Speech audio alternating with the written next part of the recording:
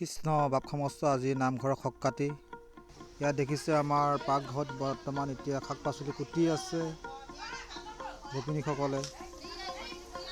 চাই থাকক, এয়া চাহ খাই আছে বাইদেৱে। এই আমাৰ জীৱন দা আহিছে, গুণগুণো আহিছে লগত দেই। দেখিছে কিমান সুন্দৰকৈ। এইফালে আকৌ বাইদেৱে কাঁহী বাতি গিলাচ চিলাচবিলাক ধুই আছে। এই আকৌ চাহ খাইছে বাইদেউ, হাঁহিছে। পিঠা খাইছে, গম পাইছে, চাহো খাইছে। খাওক খাওক। এয়া হৈছে আমাৰ নামঘৰৰ ভিতৰৰ ভাগৰ দৃষ্টাংশ। আপোনালোকে নিশ্চয় দেখিছে। এয়া আইগৰাকীয়ে ভকতসকলক বৰ্তমান এতিয়া পানীৰ যোগান ধৰি আছে। এয়া আমাৰ নামঘৰ থাপনাভাগ দেখিছে, বন্তিগছ জ্বলি আছে। দেখিছে কিমান ধুনীয়া লাগে আপোনাৰ পৰিৱেশবিলাক।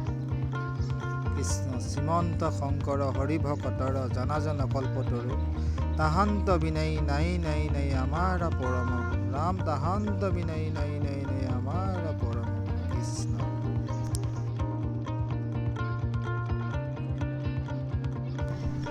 এয়া হৈ গ'ল আমাৰ নামঘৰৰ বাটচৰা। দেখিছোঁ কিমান সুন্দৰকৈ সজীৱ কৰিছে। আৰু আপোনালোকে দেখিছে বাটচৰাৰ কাষত এগছ ধুনীয়াকৈ ডাঙৰ এগছ বন্তি গছ দেখিছে। যেতিয়া নামঘৰত ডাঙৰ অনুষ্ঠান পতা হয়, তেতিয়া ভাগৱত পতা হয়, তেতিয়া এই ডাঙৰ বন্তি গছ জ্বলোৱা হয়। দেখিছে মণ্ডপৰ পৰা কিমান সুন্দৰকৈ সজীৱ হৈছে আমাৰ বাটচৰা ভাগ। কণমানিজনীয়ে জোতাযোৰ পিন্ধিব পৰা নাই। এয়া হৈ গ'ল আমাৰ নামঘৰৰ দান পাত্ৰ, ৰাস্তাতে যোৱা মানুহৰ অৰিহণা আগবঢ়ায়। এয়া হৈ গ'ল আমাৰ গোবিন্দ বাপজনাই নাৰিকল কাটিছে। এয়া হৈ গ'ল আমাৰ জীৱন বাপজনাই কুঁহিয়াৰ কাটি আছে। তেওঁ ৰেপি আছে কিন্তু কাটিব পৰা নাই, যুঁজি আছে, যুঁজিতে আছে। এয়া হৈ গ'ল আমাৰ গোবিন্দ বাপে। আৰু এয়া হৈ গ'ল আমাৰ মহুৰ চৰাই ভাগৱত পাঠ যেতিয়া কৰা হয়, তেওঁ ইয়াত ভাগৱত থোৱা হয়। ইয়াত দেখিছে পুৰি বাইদেৱে একদম পূৰা কাটি আছে, পিঁয়াজ চকু পানী ওলাই গৈছে আৰু দেই। ইয়াত দেখিছে আপোনাৰ খাদ্য সামগ্ৰী কুটি হৈছে আৰু বৰ্তমান বনাবলৈ যা যোগাৰ চলাই আছে। খাবলৈতো আহিব লাগিবই আৰু। ইয়াত দেখিছে আমাৰ মদন বাপে চৌকাত ৰৈ আছে। মদন বাপে ভুকু ফুলাই আছে, ৰেডি হৈ আছে। এই আকৌ সৰুমলাই চাহ দিবলৈ গৈ আছে ভকতক।